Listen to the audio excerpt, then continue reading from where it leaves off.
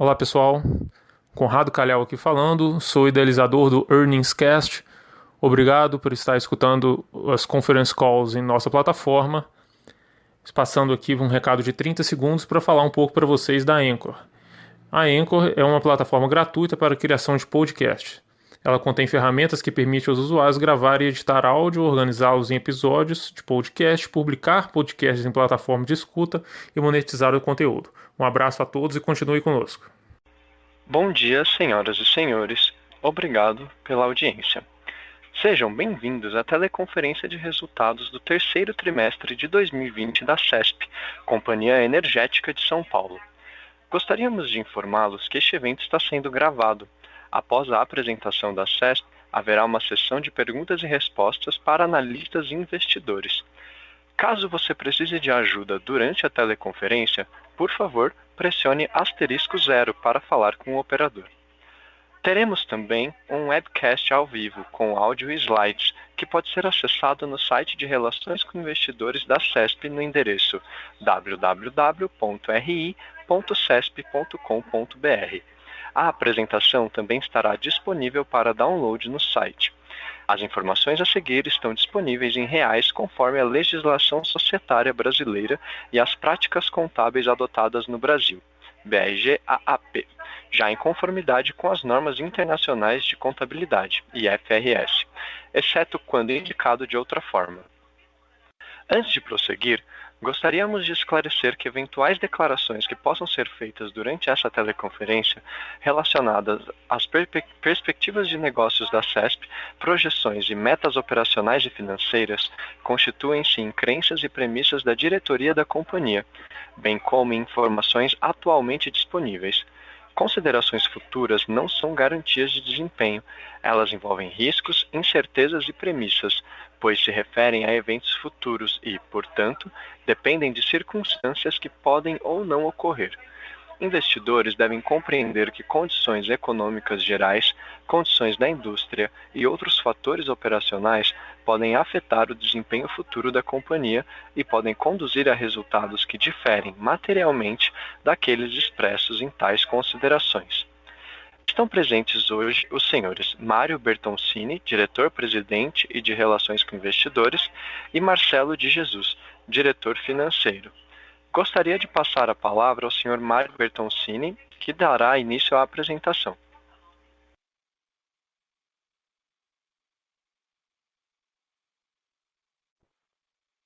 Obrigado a todos pela participação.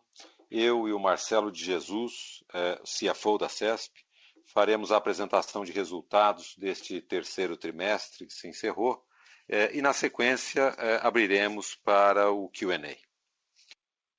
Indo para a página 4, nós temos aqui os destaques deste terceiro trimestre. Com relação à Covid, nós continuamos em home office com 82% do nosso quadro de colaboradores, tanto nas usinas quanto no corporativo. As usinas têm adotado, desde sempre, as 3 usinas, um regime especial de operações por conta da Covid, com a produção de energia em níveis absolutamente normais para isso. A nossa geração neste terceiro trimestre ela foi de 1,04 giga médio, 10% acima da nossa garantia física, assim despacho esse determinado pela ONS. O nosso índice de disponibilidade no período foi de 95%, consistentemente, assim como nos últimos trimestres, superiores consistentemente um valor desse superior aos valores de referência da ANEEL. Com relação ao desempenho financeiro, que o Marcelo detalhará em instantes, no terceiro TRI, nós apresentamos um crescimento da receita operacional líquida de 14%, quando comparado com o terceiro trimestre do ano passado. O EBITDA ajustado neste trimestre ficou em 236 milhões de reais, com uma margem EBITDA de 50%. No trimestre, nós apresentamos uma redução do contencioso passivo de 123 milhões de reais, nós vamos detalhar isso em instantes, antes da correção monetária, dos quais, destes 123 milhões, 34 milhões deles se referem à baixa do passivo provável antes da correção monetária. A geração operacional de caixa da CESP no trimestre ficou em 150 milhões de reais, já após o serviço da dívida, antes de pagamento de qualquer principal, do serviço, dos juros da dívida, com um índice de conversão de caixa de 64%. Ou seja, essa geração operacional de caixa representa 64% do EBITDA no período. Concluímos também no trimestre a emissão da nossa debênture de infraestrutura, dessa última debênture de infra, num montante de 1,5 bilhão, naquele prazo médio de 9 anos, a taxa de IPCA mais 4,3% ao ano. Também, agora em outubro, neste mês de outubro, concluímos o pagamento daquela segunda parcela de dividendos de 60 centavos por ação, dividendo este deliberado lá em março deste ano. Essa era a segunda e última parcela daquele pagamento. No que tange à comercialização de energia, vocês verão em instantes, o nosso balanço energético de 2020 está praticamente equacionado.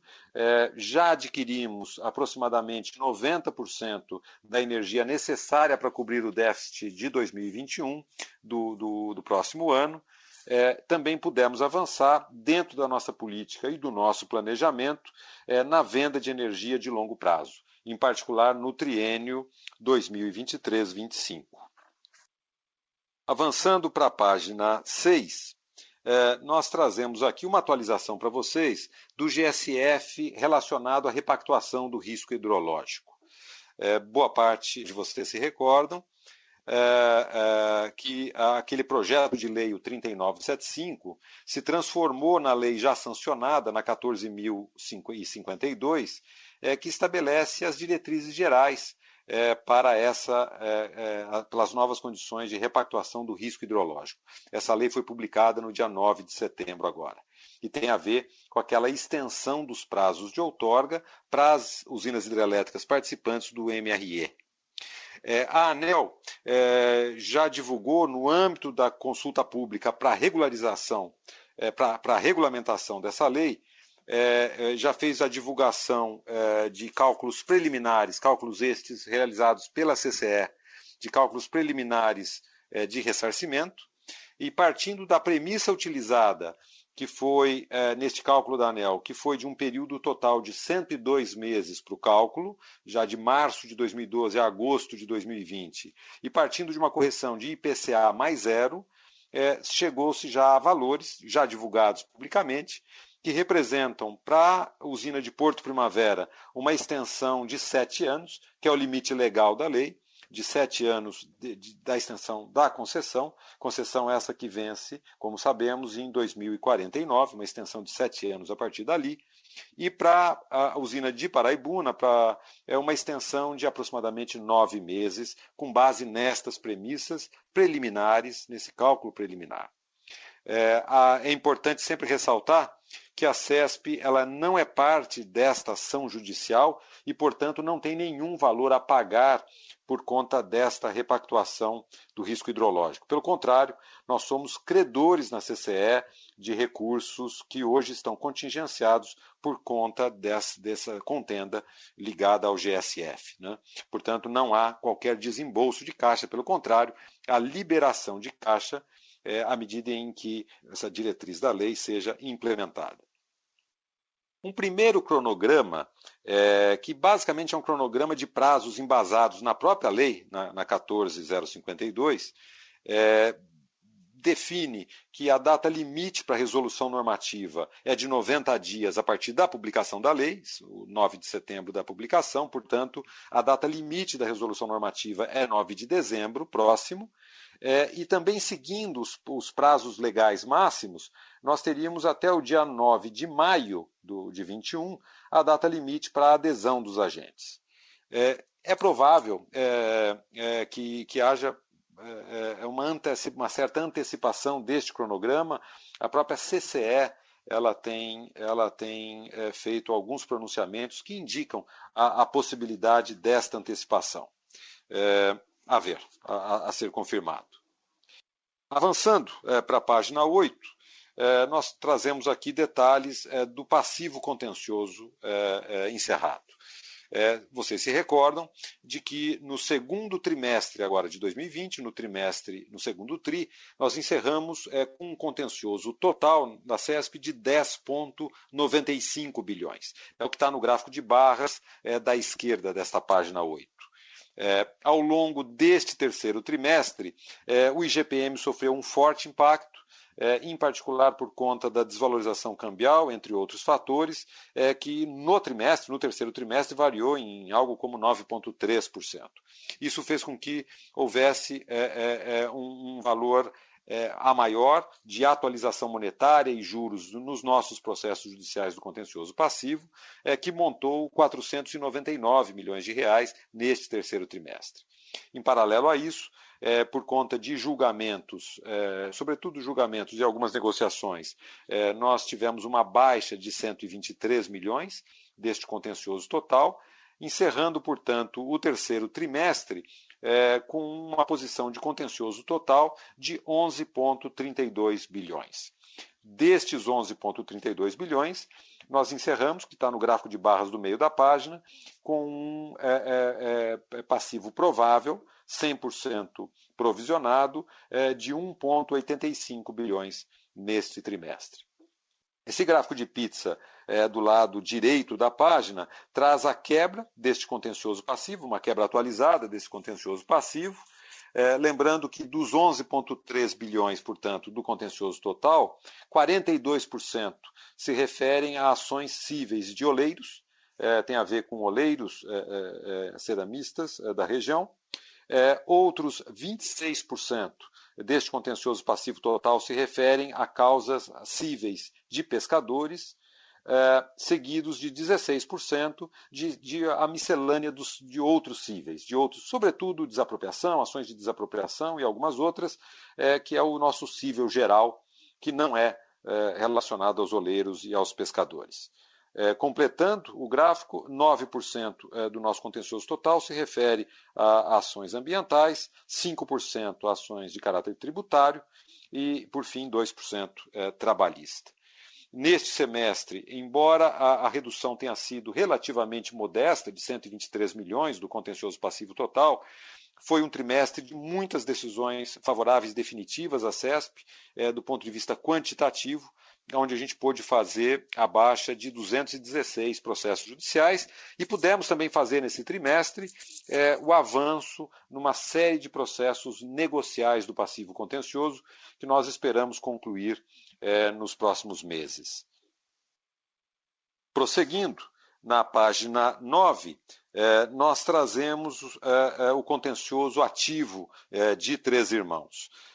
Não houve nenhuma novidade mais recente. Ainda no mês de julho, no início do terceiro trimestre, o juiz da primeira instância, onde está o processo de primeira instância do ressarcimento, ele tomou uma deliberação, lá no dia 10 de julho, que foi determinar uma conclusão de uma parte marginal de documentos que ainda faltavam ser digitalizados neste processo, e já informou de que tão logo haja a conclusão deste processo de digitalização, que está sendo realizado pelo Fórum da comarca, abrirá um prazo de 15 dias úteis para o perito se manifestar sobre os questionamentos da União sobre aquele laudo, o laudo do perito.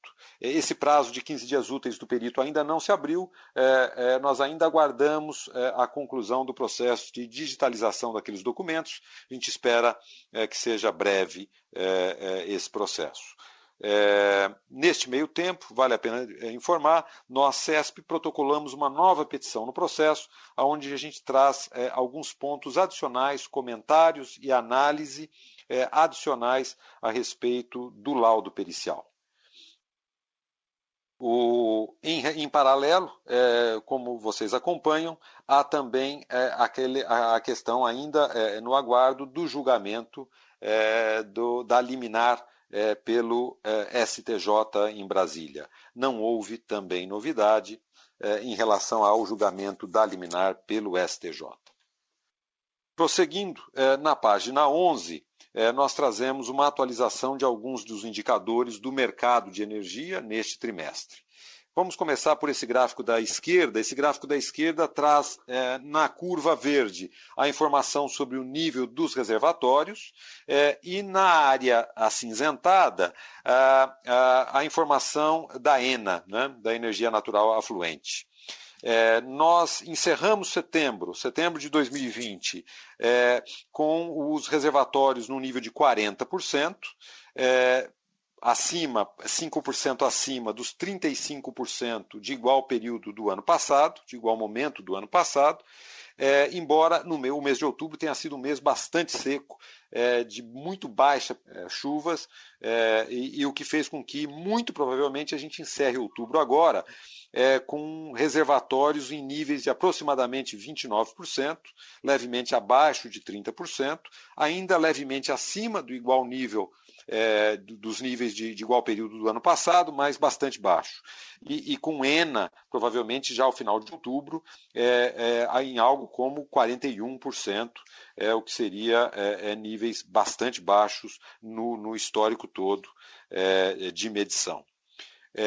Aliado a isso, o que temos da informação no gráfico da direita, que tem a ver com carga, tem a ver com demanda de energia, fez com que houvesse uma volatilidade bastante grande dos preços nestas últimas semanas, nos preços de energia. O que a gente traz nesse gráfico da direita na curva verde, a informação de consumo mensal do ano passado, em nível nacional, carga, em gigawatt médio, e na curva amarela a informação do consumo deste ano, onde o pontilhado de outubro, novembro e dezembro é a melhor estimativa, a estimativa atualizada do ONS. Nós vemos aqui um pico de consumo no Brasil em outubro. Esse pico tem a ver com um recorde de temperaturas bastante elevadas, o que no Brasil, nesta época do ano, fomenta gastos com ar-condicionado e o consumo de energia, com alguma retomada de atividade já num cenário de abrandamento da pandemia. A combinação desses dois fatores, como eu havia dito, trouxe essa volatilidade nos preços. A se confirmar essas projeções da ONS para o ano de 2020, a carga no ano, nos 12 meses, terá caído 1,4% este ano em comparação com o ano passado. E o consumo de energia do último trimestre do ano terá aumentado 2,9% em relação ao último trimestre de 2019. Houve também, nesse meio tempo, uma revisão para cima do GSF. O GSF, que pelas projeções da CCE vinha em 80%, em meados desse ano foi revisado para 81%, diminuindo, portanto, o encargo sobre as usinas hidrelétricas, a exemplo da CESP. Este GSF tem alguma chance de continuar sendo revisto levemente para cima, a depender da carga e do despacho hidrelétrico. Seguindo para a página 12, nós já trazemos naquele formato, eu acho que todos já estão acostumados, do nosso balanço energético de 2020. Eu vou me referir ao último gráfico, na parte de baixo, à direita da página, o gráfico número 4, que já traz a posição líquida do nosso balanço energético. É um balanço energético já em termos práticos equacionado para 2020. A gente tem algumas posições levemente deficitárias de energia de outubro a dezembro, posições estas que, a depender de alguma revisão do GSF para este período, para o quarto trimestre do ano, podem até ser neutralizadas, né? À medida em que haja uma leve melhora do GSF, há uma liberação de energia para a CESP, liberação essa de energia suficiente para, enfim, em grande parte, neutralizar essa pequena posição short remanescente. E reitero aquela informação que já comentei, que, em paralelo ao equacionamento do balanço energético de 2020, nós já equacionamos algo como 90% das necessidades da exposição short vendida que tínhamos para 2021 e avançamos também bastante na evolução buscando a redução da posição short vendida de 2022. Eu passo a palavra agora para o Marcelo de Jesus, o nosso CFO, que apresentará para a gente aqui o desempenho financeiro da CESP neste trimestre. Obrigado, Mário. Bom dia a todos. Dando continuidade então à nossa apresentação de resultados, através do slide 14, apresentamos o resultado do nosso foco e disciplina em custos. Na mesma linha que apresentamos nos trimestres anteriores, nesse terceiro trimestre de 2020, nós continuamos apresentando uma redução consistente nos custos e despesa. Isso resultado aí das iniciativas de transformação implementadas pela CESP ao longo de 2019. Começando aqui pelos gastos com compra de energia, o volume de compra de energia nesse terceiro trimestre de 20 foi 53% superior ao volume comprado no mesmo período do ano anterior, isso em função da nossa estratégia de sazonalização. Porém, é importante destacar que o preço médio de compra desse volume de energia ele foi 8% inferior em relação ao preço pago no mesmo período de 2019. Isso aqui é resultado da nossa estratégia do balanço energético e procurando as melhores janelas de oportunidade para a compra de energia para atendimento aos nossos contratos. No que se refere aos gastos com pessoal e administração, a redução no trimestre foi de 22% e nos 9 meses acumulados ela foi de 33%. Essa redução aqui no gasto total ela é em decorrência da alta adesão aos programas de demissão voluntária ocorridos em 2009, o que aí contribuiu para a redução no quadro de funcionários. Com relação aos gastos com serviços de terceiros, materiais e aluguéis, a redução no trimestre foi de 37% e nos 9 meses acumulados no ano foi de 44%. Isso é fruto da renegociação dos contratos, mudança de fornecedores e também de melhoria nos processos internos da companhia. Mudando aqui para o slide número 15, continuamos a falar do desempenho financeiro da companhia. No canto superior esquerdo do slide, nós demonstramos aqui o crescimento da receita líquida, que foi de 14% nesse terceiro trimestre, ou 57 milhões de reais, basicamente em função das atividades de trading que tiveram início aí, em janeiro desse ano. No canto superior direito, nós apresentamos a evolução do EBITDA, que nesse terceiro trimestre de 2020 ficou em linha com o terceiro trimestre de 2019, uma vez que esse crescimento na receita de 57 milhões de reais foi basicamente compensado pelo maior volume de compra de energia, conforme nós vimos no slide anterior. Já em relação aos 9 meses acumulados no ano, o crescimento do EBITDA foi de 74%, ou 364 milhões de reais, isso aqui em decorrência da redução dos custos e despesas, como nós já vimos anteriormente, a melhor gestão do balanço energético e o início das atividades de trade. Na parte inferior do slide, nós apresentamos o fluxo de caixa desse terceiro trimestre, que resultou num fluxo de caixa operacional após o serviço da dívida de 150 milhões de reais. Esse fluxo de caixa ele representa um índice de conversão do EBITDA em caixa de 64%. Importante destacar que esse índice de conversão considera que nesse trimestre foram pagos aí 14 milhões de reais de PIS e COFINS relativo a períodos dos trimestres anteriores que foram postergados por intermédio das portarias do Ministério da Economia durante a pandemia do Covid-19. Se nós desconsiderarmos esses valores pagos agora nesse trimestre que se referem a períodos anteriores, esse índice de conversão seria de 70%, ou seja, uma forte geração de caixa que contribuiu para que nós chegássemos ao final do terceiro trimestre de 2020 com um saldo de caixa aí ao redor de 873 milhões de reais. Dando continuidade, através do slide 16, nós apresentamos a nossa estrutura de capital e o destaque aqui vai para a 12ª emissão de debênture de infraestrutura no valor de 1,5 bi de reais, a um custo de IPCA mais 4,30 e um prazo de 10 anos.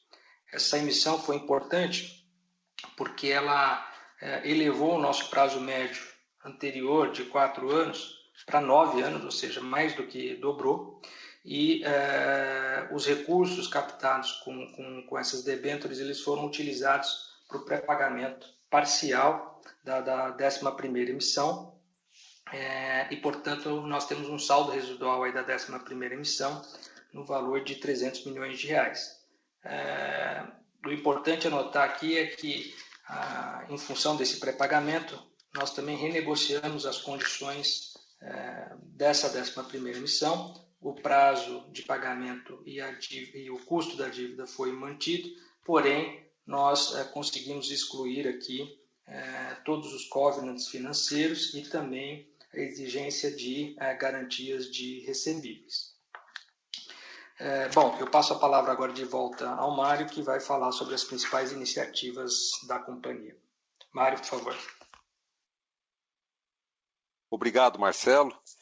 Indo para a página 18 da nossa apresentação, desde dezembro de 2018, ao longo do ano passado e este ano, a gente tem perseguido uma agenda já conhecida de gestão do contencioso passivo, do contencioso da CESP, fazendo esse de-risking de CESP no contencioso, toda a nossa gestão de custos e despesas, vocês têm acompanhado de muito perto, a nossa agenda de ganhos de produtividade e gestão de pessoas.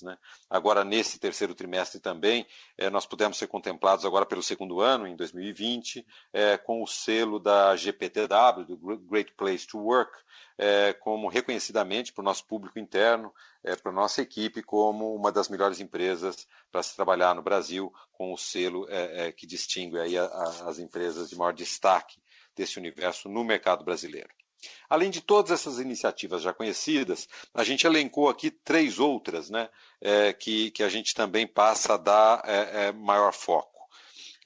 O primeiro delas é na nossa agenda de sustentabilidade. E aí eu destaco, em particular, 3 aspectos.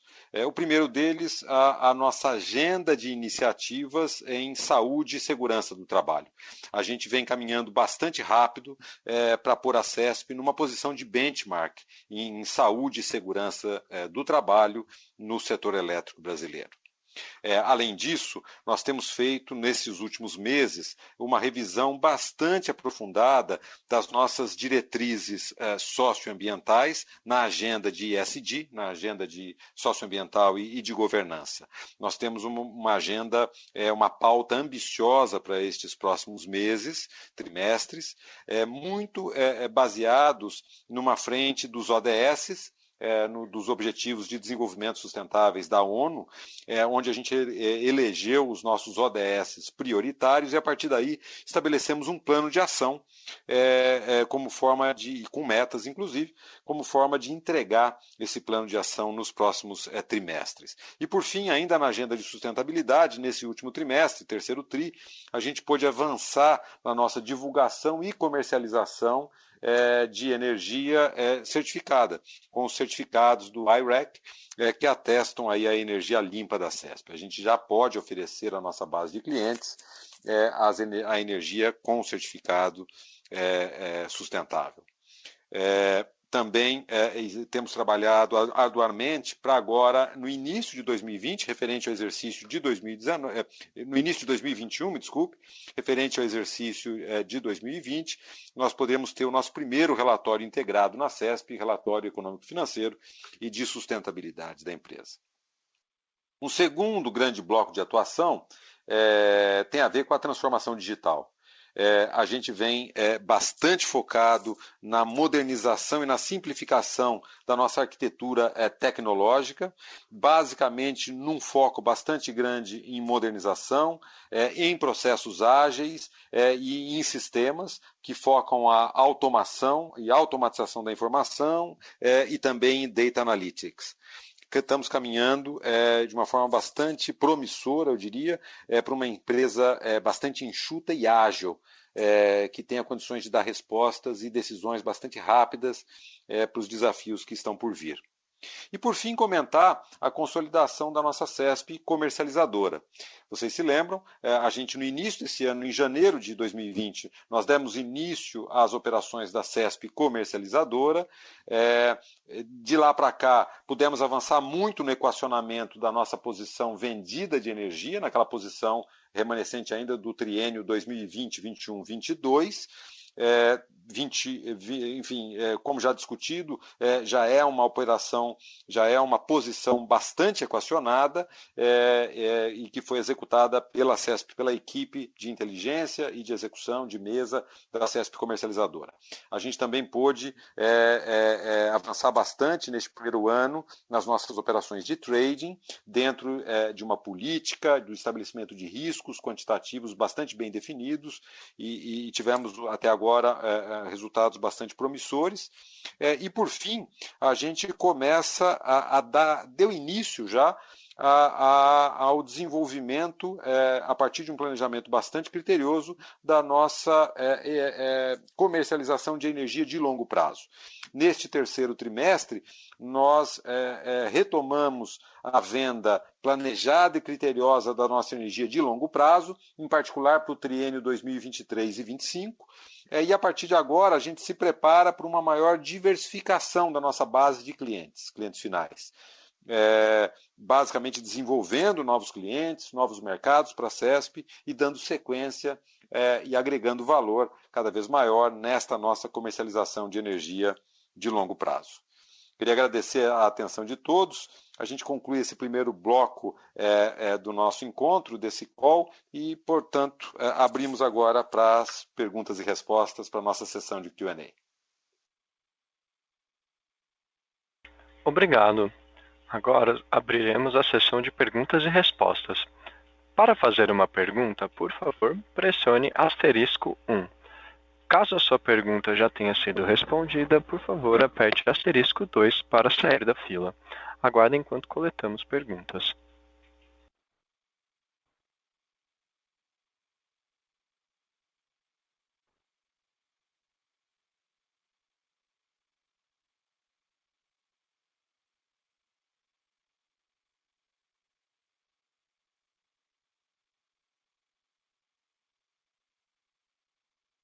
Lembrando que para realizar uma pergunta basta digitar *1.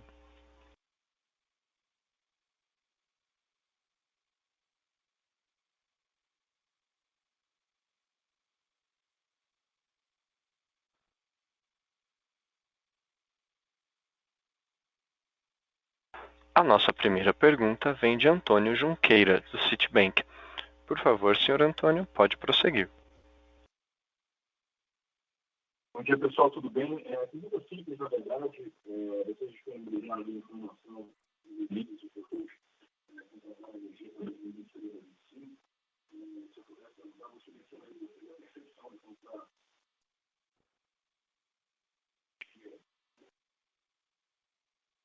Oi, Antônio, bom dia, é Mário. Antônio, ficou bastante prejudicado o seu áudio. Você teria condições de repetir, por favor? A gente não conseguiu te ouvir. Tá, bom, eu também muito pouco com você embaixo, com algum problema de conexão aqui. A companhia disponibilizou a contratação nova, o novo contrato de energia que vocês fizeram em 2023 e 2025 no IRIS. Eu queria uma percepção de vocês em relação à saúde, liquidez, especificação que vocês puderem disponibilizar no mercado livre, produtos futuros, considerando que vocês bateram a porta, com certeza, de alguns clientes e comercializadoras para fechar esse contrato. Considerando aí essa retomada econômica da Covid e tudo, como é que vocês estão vendo, o que vocês podem dar de informação em relação ao que vocês perceberam ao negociar esse contrato?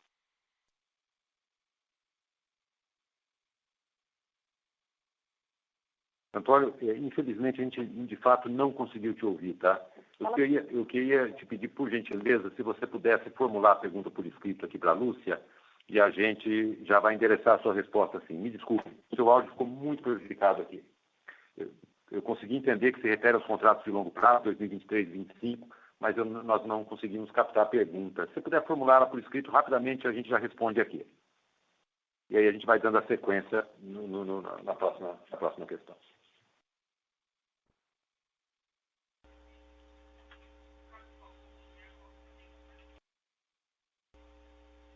A nossa próxima pergunta vem de Fernando Zorzi, do Itaú. Por favor, senhor Fernando, pode prosseguir. Bom dia, pessoal. Obrigado pelo call. Eu queria fazer uma pergunta em relação às contingências, né? O terceiro trimestre a gente acabou sendo marcado por um trimestre com uma correção monetária mais alta, né? E negociações menores. Eu queria saber como está um pouco o outlook para o quarto tri, né? Enfim, agora com esse cenário pós-pandemia, vocês estão vendo as discussões avançando mais do lado das contingências nesse próximo trimestre. E aí depois eu queria fazer uma segunda pergunta em relação à alavancagem, né? A gente está vendo a empresa já bem desalavancada, né? Uma forte geração de caixa trimestre a trimestre e além que vocês sempre comentaram que esse primeiro caixa viria basicamente para essas contingências que vão sendo negociadas, né? E que daí talvez num segundo momento seria mais discutido o cenário de dividendo, crescimento, enfim, mas queria entender um pouco como está a cabeça de vocês, se isso já está mudando de certa forma ou se isso ainda ficaria mais para os próximos anos. Obrigado. Obrigado, Fernando, pela pergunta, Mário falando. Vamos lá, então, para a primeira questão, na questão da contingência. De fato, este terceiro trimestre, quando baixar 123 milhões de reais do contencioso passivo, ele é um valor relativamente baixo em relação ao nosso histórico recente de baixa. Agora, foi um trimestre bastante promissor, Fernando. Eu diria, em particular, por dois aspectos. O primeiro aspecto é que os casos julgados, embora menores, julgados favoravelmente à CESP, foram muitos e continuou criando bons precedentes para a CESP. A gente teve bons casos julgados individuais, menores, é verdade, mas no caso dos pescadores, tá? A gente continuou fortalecendo um bom precedente, uma boa jurisprudência para nós, como nós tivemos também o reconhecimento pontual, em casos menores, de prescrições que podem nos ajudar muito no curto prazo. Tá? Houve também o segundo aspecto, que é a questão da negociação. A gente avançou bastante, tá? Nesse terceiro trimestre, na negociação do contencioso. Não foi possível concluir com a homologação final vários destes casos, que a gente espera concluir, e a partir da resolução dessas pendências, a gente poder fazer o reporting full como temos feito. Tá? Nós estamos aqui, em particular, dentro da CESP, muito animados com a evolução das negociações, tá, Fernando? A gente espera em breve poder mostrar o resultado disso também. Com relação à alavancagem, indo para a sua segunda questão, de fato, quer dizer, é uma geração muito robusta da CESP. Neste trimestre, junto com essas 150 milhões, a gente já trouxe de novo a alavancagem para aquele entorno de uma vez na atividade. Que nós nunca escondemos, uma subalavancagem para a empresa. A gente aguarda alguns aspectos aqui, tá? O primeiro deles é de fato, o avanço das nossas negociações do contencioso, que representará algum desembolso natural, algum desembolso adicional de caixa, como também, nessa questão do GSF, Fernando, do risco hidrológico, da REPAC do risco hidrológico, lá da 14.052, uma definição do reconhecimento de resultado dessas operações. Disso. Isso é um debate no mercado, é um debate aberto no mercado. Por quê? Porque isso pode alavancar o resultado contábil da CESP e fazer com que, de acordo com as nossas políticas de dividendos, possa impactar de uma forma importante os dividendos que estão por vir. Tá? Então, foi numa gestão sempre cuidadosa que a gente vem manejando esse caixa e essa liquidez da empresa. Com relação ao futuro, você comentou também em relação ao crescimento. Nós estamos conseguindo, de uma maneira muito consistente, entregar aquilo que a gente vem conversando com o mercado. Né? Eu acho que o dever de casa está, de uma forma até um pouquinho adiante do nosso próprio planejamento.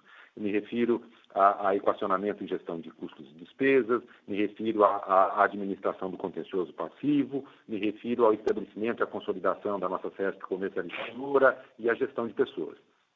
Eu acho que, mais e mais, a gente continua, nós não estamos focados ainda em projetos de crescimento, não é a hora, mas mais e mais estamos nos aproximando desse momento. Tá claro, obrigado.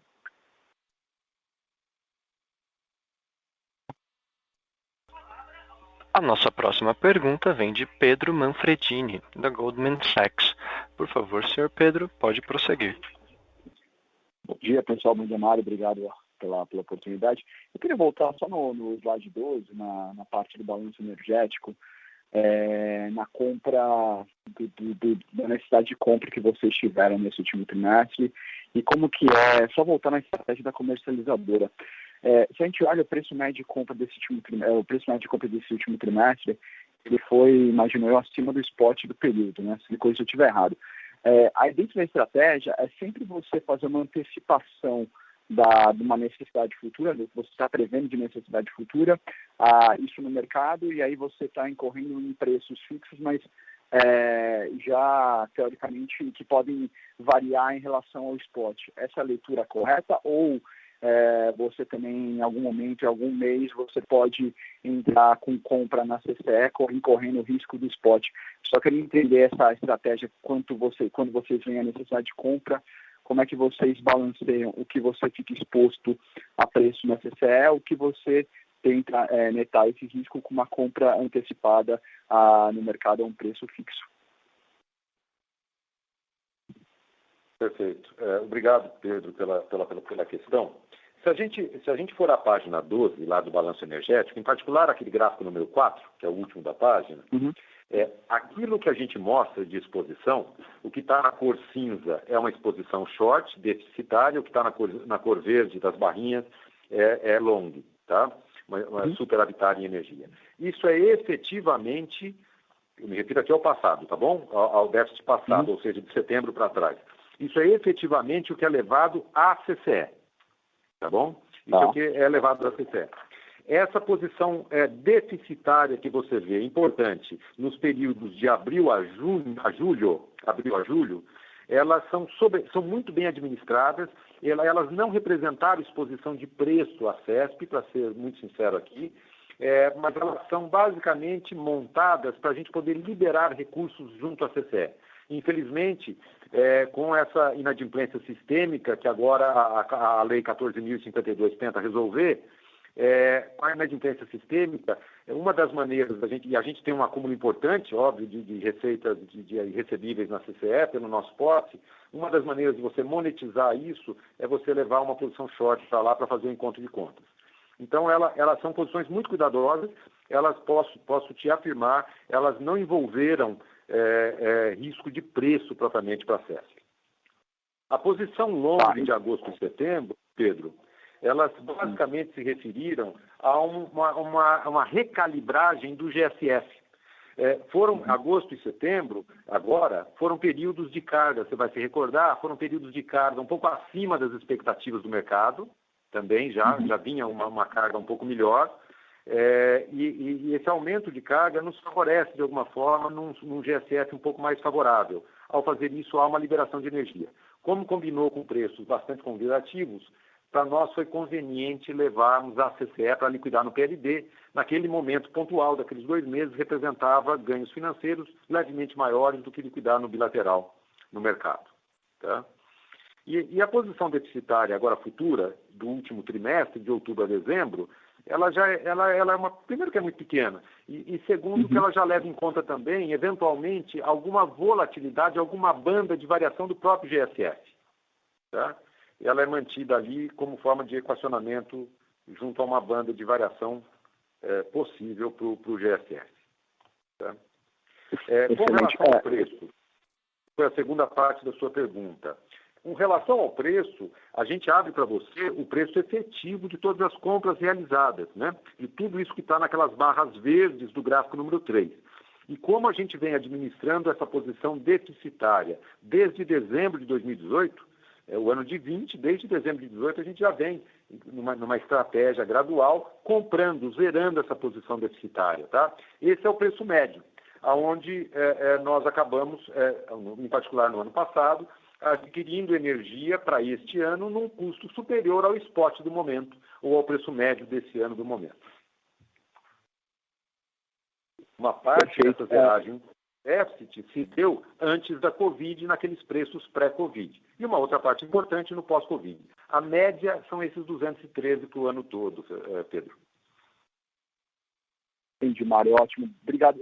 Se não fosse essa inadimplência sistêmica da CCE, que você mencionou, a estratégia poderia mudar entre ter um pouco mais de exposição na CCE, liquidações maiores na CCE, ou a estratégia de manter, como você até coloca aqui, de 90% da exposição para 2021, que já deve ser um preço fixo, não deve ser PLD+, né? Deve ser um preço fixo. Isso mudaria de alguma certa forma, acabando esse risco sistêmico ou não? Essa continua sendo a estratégia do grupo, sempre ter um preço de boa parte da sua necessidade travada. Não, então vamos lá, deixa eu responder em duas partes. Não fosse essa estratégia de liberar recursos junto à CCE, nós não teríamos essa posição long, por exemplo, de abril a julho, não se justificaria. Uhum. Tanto é que se você recuperar materiais do nosso balanço energético do início do ano, quando a gente dava abertura do 2020 também, me refiro ao material, por exemplo, do primeiro TRI de 2020, você vai ver que não tinha essa posição long. Porque essa posição long só foi criada para liquidar a CCE, tá? Não é a nossa estratégia deixar um balanço de curto prazo tão exposto assim. A nossa estratégia é sempre administrá-lo de uma maneira muito justinha, dentro de bandas de VaR, de value to risk, bastante contidos, tá? Para a gestão do balanço energético da geradora, né, do ativo. E não se confunde, eventualmente, o nosso book de trade, que pode sim assumir pontualmente algumas posições de curto prazo, também dentro de um VaR estabelecido lá. Mas a nossa estratégia da geradora, que está aqui, a nossa estratégia é manter um equacionamento bem justo, muito longe dessas variações. Ótimo. Muito obrigado, Mário.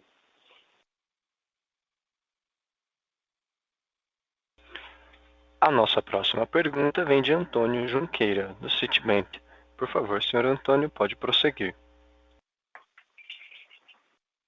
Bom, pessoal, obrigado. Eu acho que o áudio deve estar melhor agora.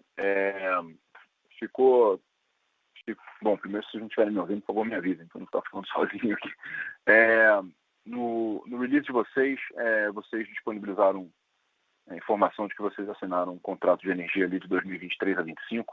A pergunta que eu tinha em relação a esse assunto é o que vocês poderiam compartilhar com a gente de percepção, tanto de liquidez e preço de contratos um pouco mais longos, considerando naturalmente o impacto econômico da Covid.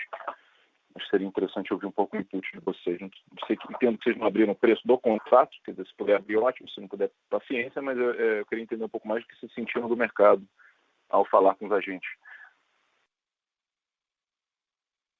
Oi, Antônio. Não, sim, agora dá para te ouvir perfeitamente. Obrigado pela formulação.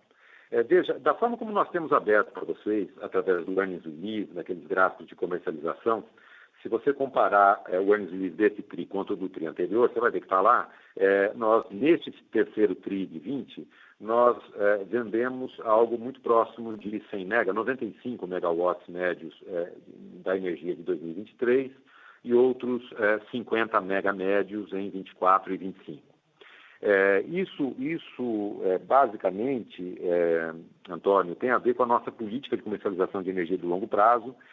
Quando chegou agora, já nesse terceiro TRI, na virada do semestre, para a segunda metade do ano, o mercado começou a voltar com uma melhor liquidez e com impactos menores de preço em relação à Covid, né? Os preços começaram a melhorar também no longo prazo. Menos por fundamento, porque o longo prazo não sofreu tanto com a Covid assim, mas eu acho que tem também um certo fator psicológico, além do tal fundamento.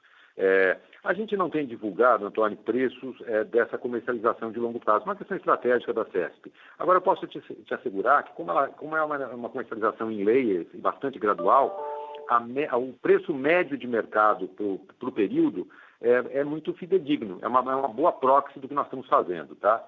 Esses preços de mercado para o triênio, preço médio para o triênio 2023 a 25, variou nesse trimestre em algo entre 150 e 160 reais o megawatt. É o preço médio de mercado, não é necessariamente a nossa comercialização, mas é uma boa proxy. Perfeito, ficou claro.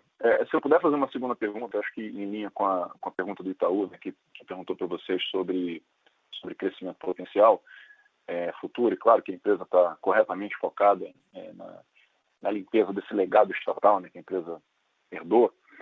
Em cima desse assunto de crescimento, eu queria fazer uma pergunta talvez um pouco mais detalhado. Eu queria saber se a empresa, se vocês plugassem a chavinha amanhã para começar a investir, procurar oportunidades, seja de M&A ou seja de construção, projeto do zero, se vocês sentem que a empresa já tem o time necessário para executar isso, ou se a empresa teria que, enfim, trazer algumas pessoas para poder se preparar para uma fase futura de expansão de capacidade. Então, eu diria que nós estamos formando a capacitação. Então, assim, para várias das áreas core, para qualquer empresa que decidisse expandir suas atividades, nós já temos hoje, sim, a equipe em inglês. Nós temos uma área de comercialização muito bem montada, preparada para uma capacidade maior do que a corrente. Nós temos uma área de planejamento, quer seja planejamento orçamentário, de curto médio, quer seja planejamento estratégico, bastante bem formatada, madura na discussão. Temos, enfim, hoje uma área financeira bastante bem montada na gestão da estrutura de capital. Temos uma área hoje de engenharia muito recapacitada, muito bem montada, quer seja no planejamento da operação e manutenção, enfim, jurídico. Temos uma área bastante bem capacitada, tá?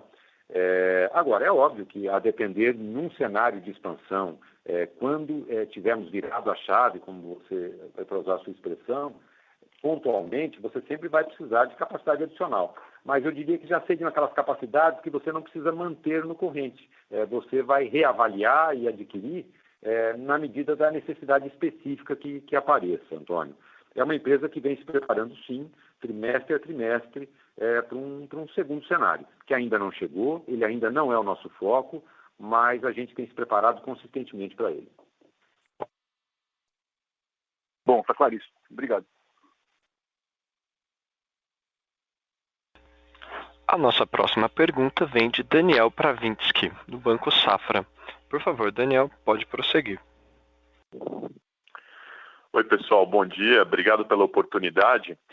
Eu queria, só olhando para a redução de custos, né, que vocês têm apresentado aí nos últimos trimestres, né, eu queria entender um pouquinho a perspectiva de vocês, olhando para frente, né, quanto que ainda falta, né, para vocês atingirem aí um patamar um pouco mais normalizado, né, de despesa, né? A gente também tem visto muitas empresas aí do setor, né, acelerando iniciativas de digitalização, né, e queria entender também como é que essas iniciativas aí conversam, né, com essas reduções de custos. Obrigado. Olá, Daniel, Marcelo Jesus, obrigado pela pergunta. Bom, é isso, como você colocou, nós temos aí implementado iniciativas de redução de custo, isso desde o início de 2019, né?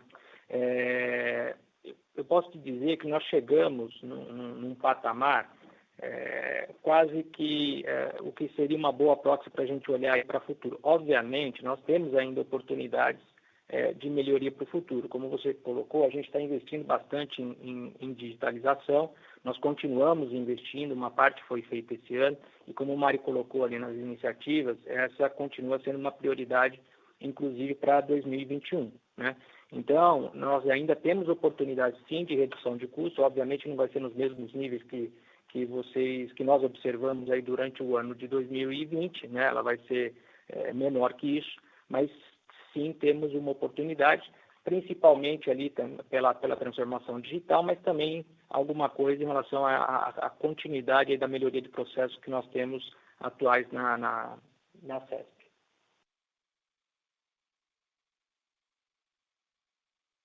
Perfeito, obrigado.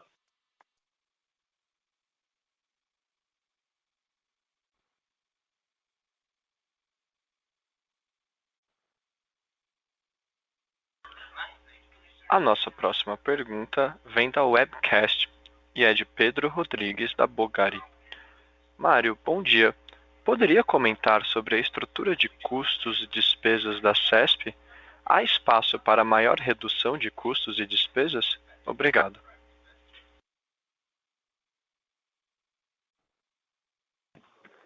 Olá, Pedro. Bom dia, Marcelo Jesus novamente.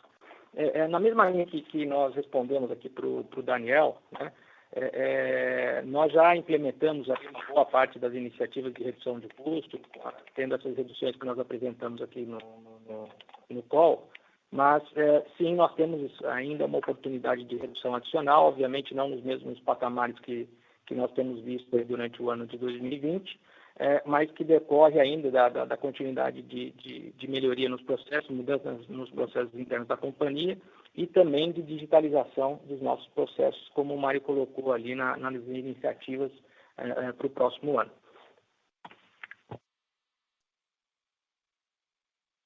A nossa próxima pergunta vem da webcast. É de Fernando Antônio Adba, do Santander. Ele pergunta: há alguma chance de haver acordo sobre o pagamento do incontroverso de 3 irmãos sem necessidade de mediação da justiça para esta parte? Em linhas gerais, as regras de GSF que estão em audiência agradam a empresa como está? Obrigado. Oi, Fernando, é Mário falando. Obrigado pela questão. Em relação a 3 irmãos, o nosso foco imediato está no julgamento dessa primeira instância, Fernando. O juiz fez aquela movimentação, a gente já discutiu amplamente, lá de julho, o que significa dizer que um julgamento desse caso na primeira instância pode estar próximo, a partir daquela manifestação do perito, e aí a saber se o juiz abrirá para as partes fazerem alegações finais, né? Mas a gente está muito focado nesse julgamento da primeira instância, tá? A partir desse julgamento, reavaliarmos, a gente continuamente reavalia a nossa posição aqui, né? Nós sempre achamos, e a gente tem conversado isso com o mercado, de que a solução não é esperar o julgamento até a última instância desse processo, que poderia levar muitos anos, né? Mas em algum momento, é propício à CESP reabrir, sim, as conversas com o Ministério das Minas e Energia sobre esse processo, tá? De imediato, nosso foco está nesse julgamento da primeira instância.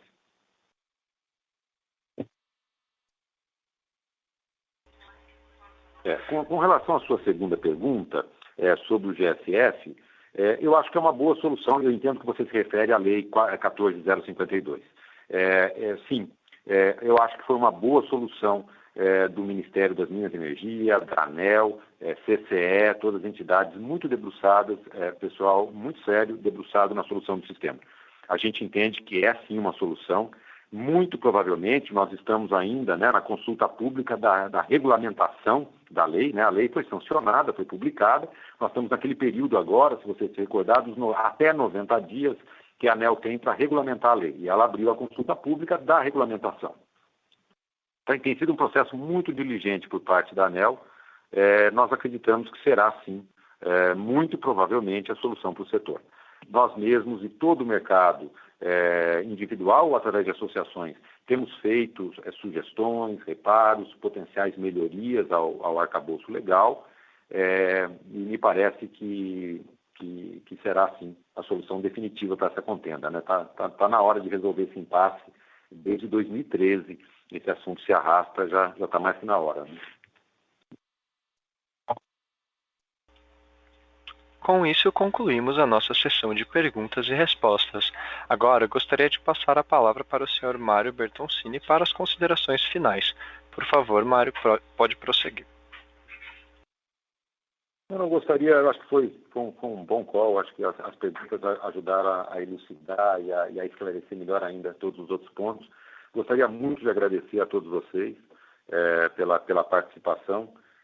Dizer que a gente permanece aqui na nossa história de bastante consistência, com muito afinco, para entregar esse resultado. Muito obrigado pela participação. Bom dia a todos. A teleconferência de resultados da CESP está encerrada. Agradecemos a todos pela participação e tenham um bom dia. Vocês podem se desconectar agora.